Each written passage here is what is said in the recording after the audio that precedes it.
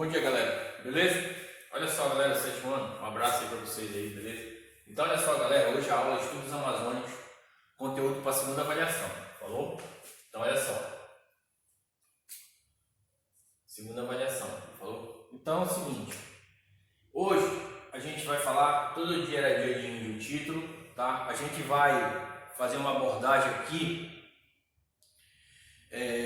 entre outras coisas, a gente vai falar entre outras coisas, por exemplo, o deslocamento, como os arqueólogos sugerem a chegada, o surgimento das várias etnias indígenas em território brasileiro. A gente tem que entender que, entre outros estudos feitos pelos arqueólogos, existe aquele processo chamado carbono 14. Professor, eu não peguei essa aula, eu faltei e tal, dá para o senhor dar uma repaginada nessa aula? Sem problema, falou? Então, olha só, hoje, para a gente entender algumas situações que aconteceram há milhares de anos, os cientistas têm uma grande ferramenta dentro dos laboratórios, que eles têm que captar, identificar algum fragmento, ou um osso, ou uma cerâmica, ou uma ponta de um restinho de carvão, alguma coisa que eles conseguiram desenterrar. A gente está falando na parte dos indígenas, tá?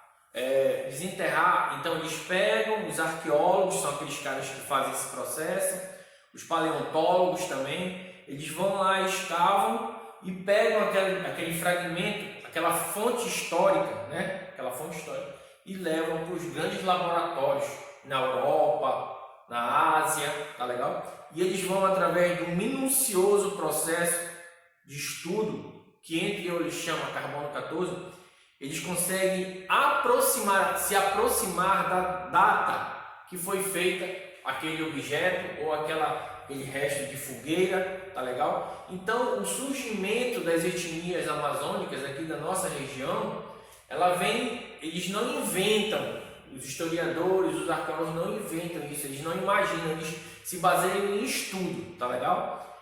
Então, por exemplo, os nossos indígenas aqui, eles acham que eles teriam vindo aqui, ó, os primeiros habitantes do espaço amazônico foram os indígenas, isso aí não tem problema. Diversas etnias habitavam todo o continente americano. Tu vai ver aqui o surgimento que vocês já deveriam estar acostumados, se não tiverem, vão acostumar. Etnia, aqui eu falo em etnia, aqui eu falo em tribo, tá legal? Então são duas palavras que se dirigem a indígenas. Hoje em dia é mais aceita a palavra etnia, mas tribo também, tá legal? Então, ó, diversas etnias ou tribos habitavam todo o continente americano. Qual é o continente americano? Toda aquela área, Brasil ali, tá? Então, várias teorias existem para isso. Entre elas, as teorias explicam as origens de diversos grupos. Entre elas, o mais aceito é o deslocamento, a gente já vai explicar isso aí. Deslocamento feito através do Estreito de Bering. Galera, é o seguinte, dá licença aqui que eu vou pegar o nosso mapa, beleza? Então, olha só, rapidão. Já está prontinho aqui. Então, bora entender esse movimento aqui. Vamos lá, assim fica melhor, beleza? Com o mapa. Galera, através do carbono 14, dos estudos dos fósseis que vão surgindo, te lembra que a história ela é uma ciência, não é exata, como a matemática, tá legal? Hoje em dia a gente pode estar usando essa teoria aqui com vocês, daqui a 10 anos pode surgir uma outra teoria, tudo bem? Então vamos lá, a mais aceita é essa Estreita de Bering que a gente vai falar aqui entre a gente. O continente africano, ele é onde foi achado os mais antigos fósseis da humanidade. Então a humanidade teria surgido aqui. Primeiros hominídeos, Neandertal, Homo sapiens, Homo sapiens, Erectus, entre outros, teria surgido aqui.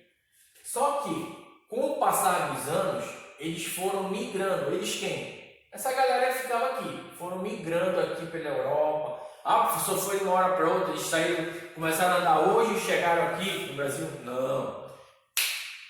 milhares e milhares de anos, beleza? Então os caras saíram migrando aqui. Uma das teorias é que eles saíram várias e várias através de milhões e milhões de anos, foram se deslocando lentamente, passaram pela Europa, subiram aqui, foram por aqui, foram trazendo, entraram no território russo, que hoje é Rússia, nada se assemelha ao que é a formatação daqui, passaram aqui e vieram aqui. Aqui, que é o Estreito de Bering, essa pontinha bem aqui do restante da Rússia, que entra no Alasca, beleza? Aí os pessoas andaram muito, não foi? Andaram milhões, cara, bilhões de quilômetros quadrados. Foram morrendo, foram absorvendo culturas, foram trocando experiências, foram mudando de hábitos, de alimento, de vestimenta, foram se adaptando, evoluindo suas ferramentas de trabalho, de caça, tudo bem? Então esse deslocamento aqui, que vem daqui, que é o mais aceito pelos historiadores, tá legal? Existem outros? Sim, mas a gente vai falar no mais aceito. Então o Estreito de Bering aqui, houve durante um período de glaciação, congelamento aqui, e eles conseguiram passar aqui da Rússia para o Alasca. Foram aqui se deslocando, desceram aqui em Canadá, chegaram no México, passaram pelo que hoje é o território americano, México, e vieram aqui, sair na Colômbia aqui, o território. Depois se deslocaram e chegaram no Brasil, tá? Isso é meio difícil de entender, mas é o que os historiadores repassam, os paleontólogos, os grandes arqueólogos imaginam que seria isso. Então a chegada deles aqui não foi de uma hora para outra, demorou milhares e milhões de anos. Mas é aqui que depois Portugal, lá no século XVI, século XV, foi feito lá, que vinha para cá, para as Índias, né, que a gente estuda aqui em história, que foram aqui e descobriram o Brasil aqui, não é isso?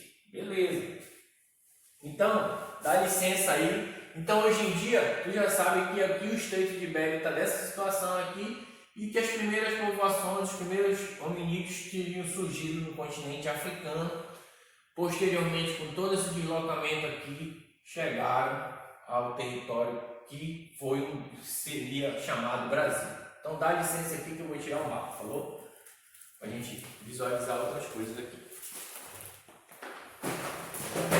Então olha só, galera, então tá aqui, ó, teorias explicam as origens dos diversos grupos, entre elas a mais aceita, voltando ao feedback, o deslocamento feito através do Estreito de Bering, migração da Ásia para a América do Norte, lá nos Estados Unidos, e depois desceram para o México e depois o Brasil.